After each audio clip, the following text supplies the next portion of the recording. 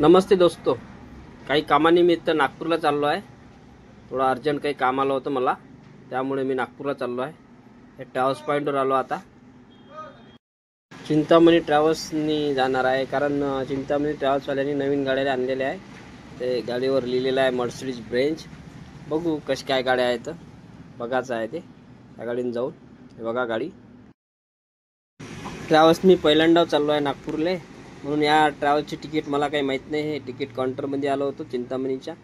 आता 250 तिकीट घेतली मी। आता तिकीट घेऊन आता गाडीत चाललो बसायला। बघतो काय कसं काय आहे तर हे आता कॅबिनमधून गेट आहे। 2x2 AC सीटर बस आहे। AC पण चालू आहे। आणि आता याचा टायमिंग आहे जवळपास 2:30 वाजताचा। 2:30 वाजता निघणार आहे बस इथून बस निघाल्यावर सांगतो मित्र किती वाजता निघाली, 2:30 वाजता निघाली का लेट झाली तर। ठीक आहे, तिकीट आहे दोस्त। 9 नंबरची सीट भेटली मला। नंबर प्रमाणे असते यांची बुकिंग।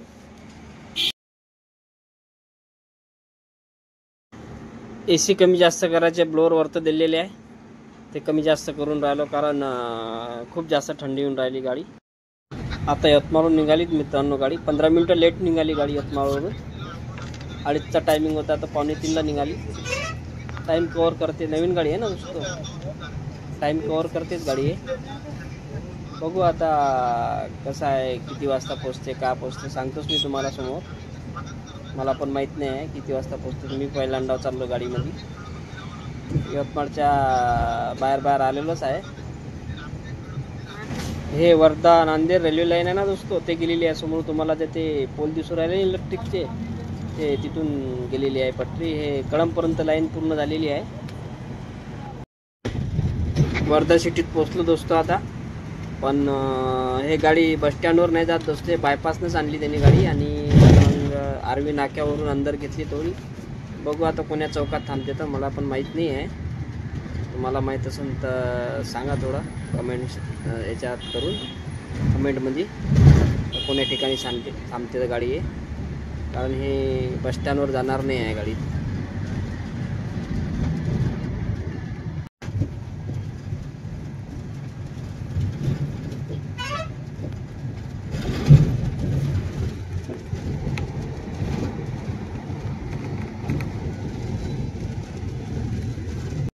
आता वर्धेला स्टॉप घेतला। आता बघू, आता वॉशरूम वगैरे ब्रेकसाठी थांबलेली होती इथं गाडी। आता बसून राहिलो गाडीत। आता गाडी निघण्याचा टाइम झालेला आहे, त्या हिशोबानं आता वर्धेहून निघून राहिली मित्रांनो बस। आता झाला वर्धेचा स्टॉप झाला। आता इथं 15-20 मिनिट निघालो मी तर पोहोचलो आता वर्धेवर।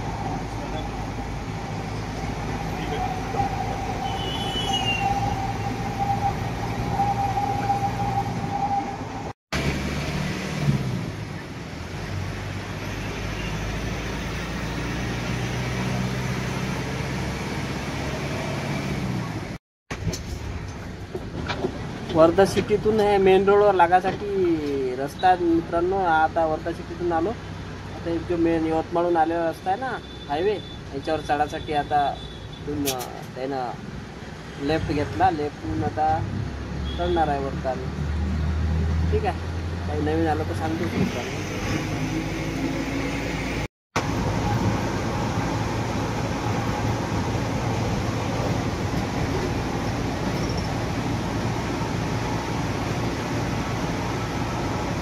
पहा मित्रांनो, आम्ही 80च्या स्पीडने आहे, 80च्या स्पीडला ओव्हरटेक करून चाललेला होता। टू व्हीलरवाला आहे ना, हेल्मेट आहे ना, काही आहे ना, काही अशी नाही चालवली पाहिजे गाडी।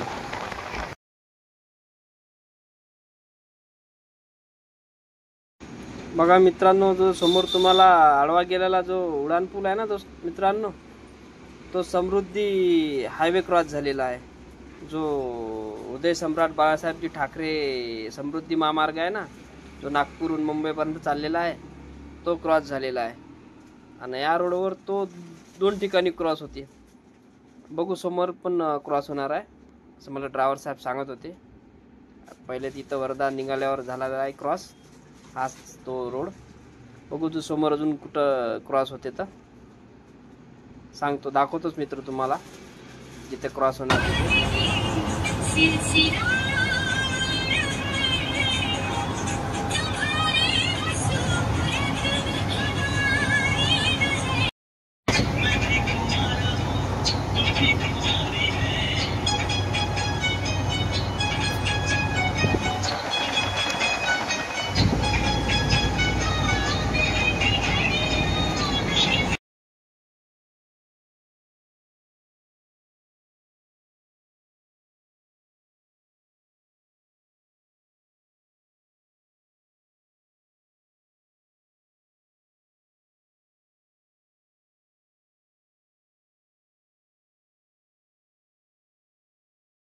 यवतमाळवरून निघाल्यावर हा दुसरा टोल टॅक्स आहे मित्रांनो. एक पहिला लागलेला होता पण तो मी काही रेकॉर्ड करायचं विसरलो.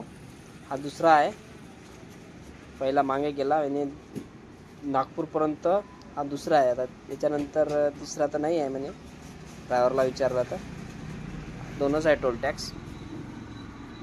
ठीक आहे मित्रांनो. समोर टोल टॅक्सवाल्याची ते मशीन जे फास्टॅगचे कॅच करते ना, ते बंद पडली दोस्त मित्रांनो. म्हणून आम्हाला गाडी रिवर्स घ्यावं लागली. कारण ते फास्टॅग जर कॅच नाही केला तर ते गेटच नाही खोलत.